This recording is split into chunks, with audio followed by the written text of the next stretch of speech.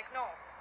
Non, parce que même les Renois, leurs mecs, ils sont plus cool. Ça, beaucoup de meufs rebeux, elles se mettent avec des Renois parce qu'ils sont plus ouverts d'esprit. You know, ils te laissent t'habiller, ils te laissent sortir, ils te laissent faire ta life, etc., etc. They're like...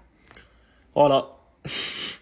Pour les frères maghrébins qui voulaient savoir pourquoi certaines maghrébines choisissent d'autres hommes, enfin des hommes d'autres communautés, elle vous a donné l'argument parfait. Parce que ces hommes-là sont plus dayous, c'est des dayous comparés à nous. Vous entendez ce qu'elle dit? Parce que ces gens-là sont plus ouverts d'esprit, te laissent t'habiller, te laissent sortir. En fait, vous savez pourquoi certaines maghrébines ne veulent pas sortir avec des hommes maghrébins? C'est pas parce qu'en gros, elles fantasment, ou bien elle est pour le métissage à mort, ou bien, non, je ne sais pas quoi, non. C'est parce que ces hommes-là vont leur offrir une, entre guillemets, liberté que l'homme maghrébin ne va pas offrir. Même si dans nos temps, nous, il y a beaucoup d'hommes maghrébins qui deviennent des yous, hein, ça faut le dire. Mais c'est parce que ces hommes-là, ils vont laisser leurs femmes s'habiller d'une manière... En fait, c'est de l'échangisme. C'est ça, ils veulent laisser leurs femmes s'habiller d'une certaine manière, que les hommes me regardent ces femmes-là d'une certaine manière. Eux, ils vont être heureux de présenter leurs femmes comme si c'était... Et ça, vous l'avez remarqué sur les réseaux, à chaque fois qu'un homme d'une autre communauté se met avec une maghrébine, généralement, il va l'afficher comme un trophée.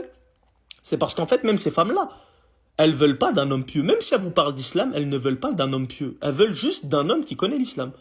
Tu connais l'islam? C'est-à-dire cet homme-là, il peut connaître juste Al-Fatiha comme sourate toute sa vie.